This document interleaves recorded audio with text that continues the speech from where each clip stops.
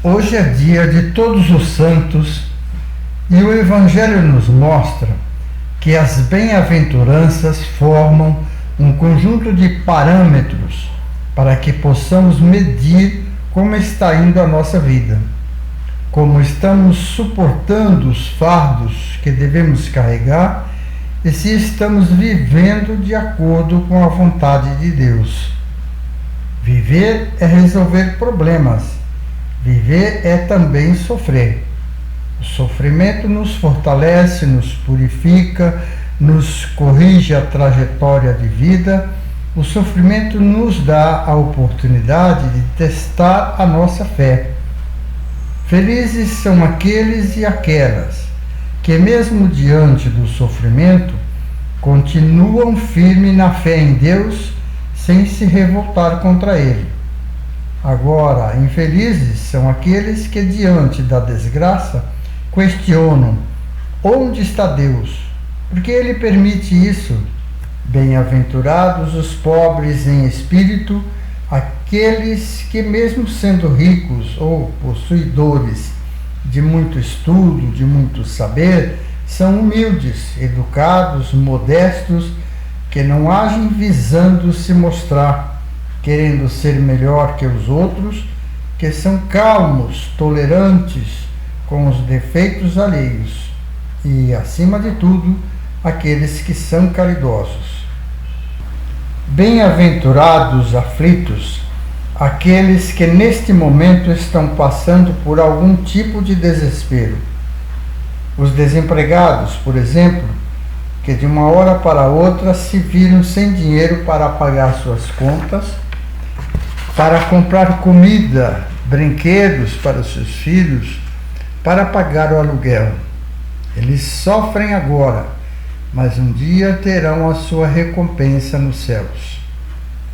Bem-aventurados os mansos. Esses não são os covardes, os fracos, os conformados com a traição da sua esposa, por exemplo, mas sim são aqueles que aceitam tudo que vem de Deus com resignação. São aqueles que se conformam com a vontade do Pai e dizem sempre em suas orações: seja feita a vossa vontade, ó Pai. Mansos aqui são os humildes, abnegados, aqueles que não se revoltam contra Deus, que não levam a vida inteira reclamando. Bem-aventurados que têm fome e sede de justiça, porque serão saciados. Meus irmãos, quanta injustiça em nossa volta! Os nossos direitos são vilipendiados todos os dias. A inflação corrói os nossos salários, os assaltantes, aqueles que perderam o direito de ter uma vida digna, nos agridem com muito ódio e levam os nossos pertences e ainda podem até nos machucar ou mesmo nos matar.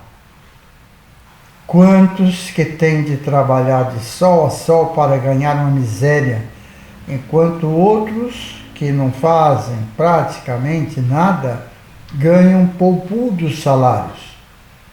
Quanta injustiça!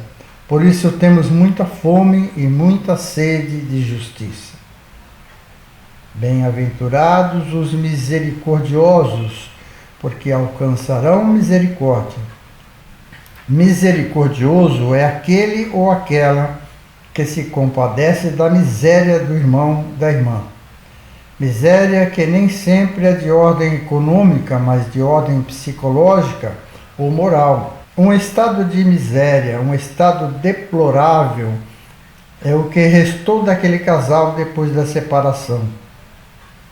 É o que restou daquela jovem depois do amor livre, depois da gravidez indesejável, depois da sua doença sexualmente transmitida. É o que restou daquele jovem depois que se entregou ao crime. Quem der um na terra receberá 100 no céu. Esta, meus irmãos e minhas irmãs, foi uma das promessas de Cristo para com os misericordiosos. Você é um deles? Você é uma delas? Então, Parabéns! Bem-aventurados os puros de coração. São aqueles que possuem uma mente pura, um caráter bem formado e uma fé inabalável, ao ponto de realizar coisas que para muitos são impossíveis. Jesus, ao falar disso, deu mais um daqueles exemplos bem exagerados, falando de uma fé que remove até montanhas. Os puros são aqueles que, ao contrário de alguns, não vivem vendo maldades em tudo e em todos. Eles não fazem fofoca, nem vivem falando mal dos outros. São pessoas confiáveis, honestas, justas e ponderáveis. Seja você também um desses, e um dia você verá a Deus. Bem-aventurados os que promovem a paz.